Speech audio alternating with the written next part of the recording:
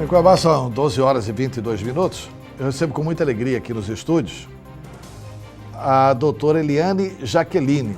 Eu havia anunciado anteriormente que ela é formada em economia e não é. Ela é formada em direito e é pós-graduada em gestão empresarial e gestão de marketing. Estou recebendo aqui das mãos da doutora Eliane e agradeço o livro Finanças na Prática. Esse livro que ela escreve e que busca realmente orientar as pessoas como cuidar das finanças. E esse é um bom tema no instante em que o Brasil inteiro vai colocar alguns milhões ou até bilhões de reais na praça em função do 13º salário que vai ser pago a todos os trabalhadores brasileiros. Como fazer, como agir para não se submeter a essa imposição do marketing que acaba realmente obrigando a costumes e as pessoas a consumirem mais do que aquilo que elas querem consumir. Como controlar essa vontade? Boa tarde, doutora Eliane, prazer enorme tê-la conosco. Boa tarde, é um prazer estar aqui com vocês. E quando a gente fala de comportamento, é uma questão bastante delicada porque ela vem da cultura. O que nós aprendemos com os nossos pais, o que nós aprendemos com o nosso círculo de amigos, as influências externas e também as propagandas que nos bombardeiam a todo momento, incentivando a consumir, consumir, consumir. Então a questão de usar o seu dinheiro é muito mais uma questão comportamental do que basicamente de conhecimento. Pois é, na questão do marketing, desde aquela formação, aquela disposição das gôndolas dos supermercados, acabam influenciando também no gasto maior ou menor de quem entra no supermercado. Sim, com certeza. O merchandising, a forma como os produtos são colocados, eles levam a pessoa a ter o desejo de consumir. E falava do 13º, as pessoas estão recebendo agora, e a primeira impressão, vou ganhar mais dinheiro e vou consumir mais. Só que nisso ela acaba entrando num círculo vicioso. Eu recebo mais dinheiro, eu gasto, eu procuro ganhar mais dinheiro para consumir mais.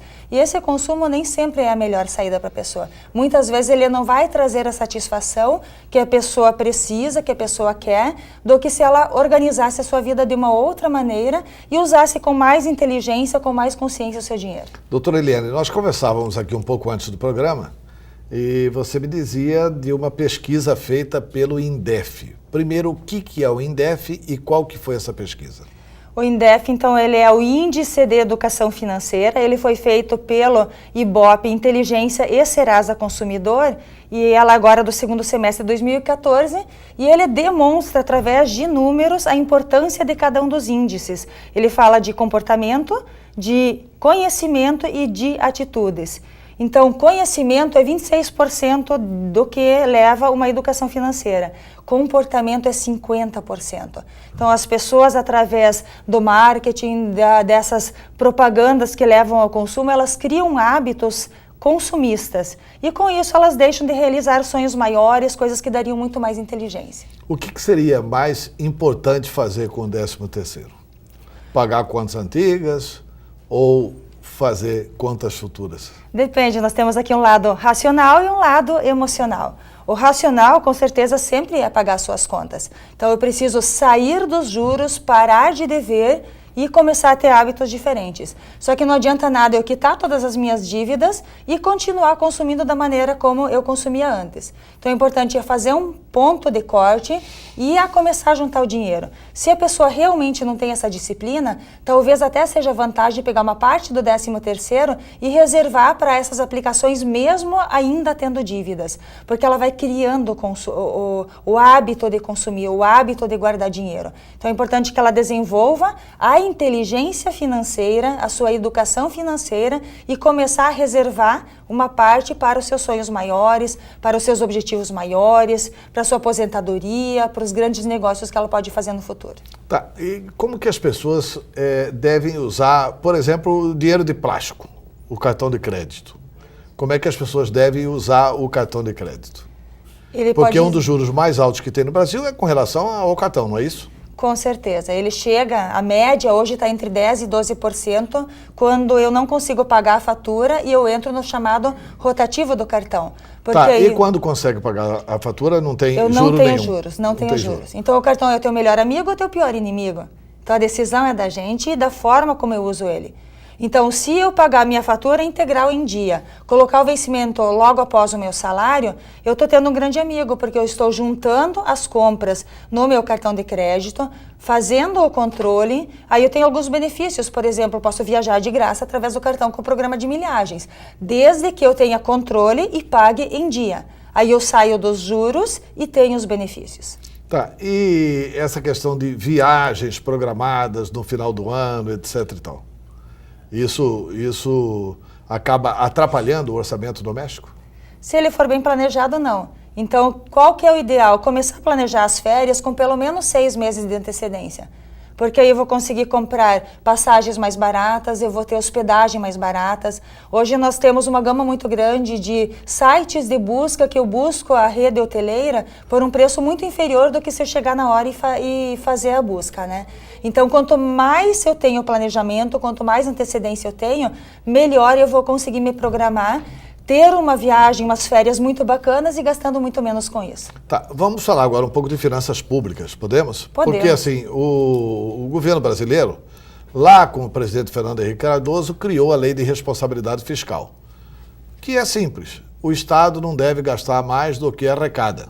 Certo. Mas o Congresso brasileiro está votando hoje uma mudança no critério para se estabelecer o déficit ou superávit, que transformaria o déficit do atual governo em superávit do atual governo. Que consequência isso chega a ter para a população? Essa maquiagem que o governo brasileiro está fazendo com as suas próprias contas e eliminando o superávit primário. Ela é principalmente a questão de percepção da realidade. Quando eu trabalho política e economia de uma forma muito próxima, eu consigo transformar os números para que haja uma percepção de que o país está bem. E aí eu posso deixar de tratar alguns problemas que são essenciais, que são importantes para o desenvolvimento econômico do país, e com isso eu acabo gerando endividamento, tanto das famílias quanto do governo, e não trato os problemas que realmente precisam ser tratados, que são os gastos excessivos do governo. Doutora Jaqueline, uma das mudanças mais percebidas na economia é a facilidade com que o trabalhador tem hoje para comprar carros. Né? Hoje você, com pouco dinheiro por mês, você acaba pagando a prestação de carro.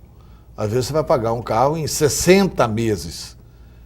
Isso acaba sendo vantajoso para quem faz esse tipo de compra? Depende do que você vai usar o teu carro, porque muitas pessoas, quando elas compram o carro, elas esquecem dos outros gastos que precisam. Por exemplo, seguro é essencial você ter seguro, porque desde o furto ou um acidente, alguma coisa, você pode estar comprometendo o teu bem por não ter o seguro.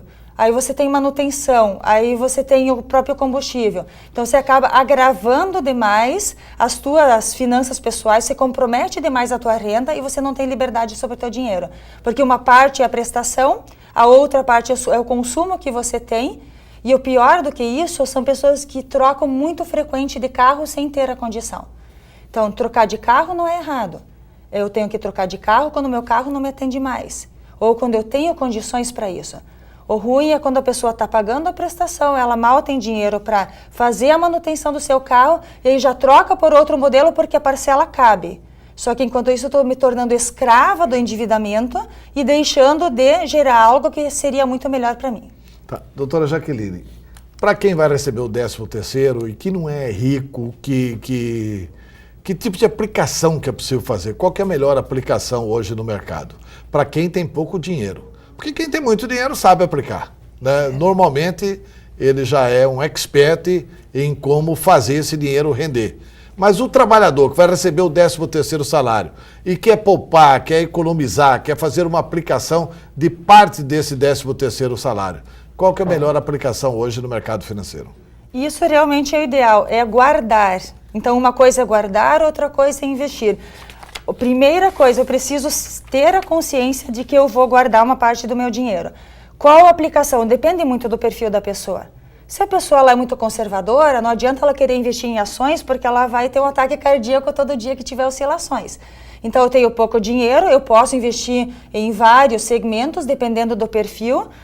comece aplicando com poupança, junte teu dinheiro com poupança, e depois, juntando um pouquinho mais, chegou nos 5 mil, nos 10 mil, procure outros investimentos. Por exemplo, um CDB, que é um produto bancário bastante utilizado, ele paga um pouquinho mais que a poupança e tem a mesma segurança. Doutora Eliane Jaqueline, obrigado pelo livro. Muito obrigado pela entrevista. Obrigada a todos vocês pela atenção.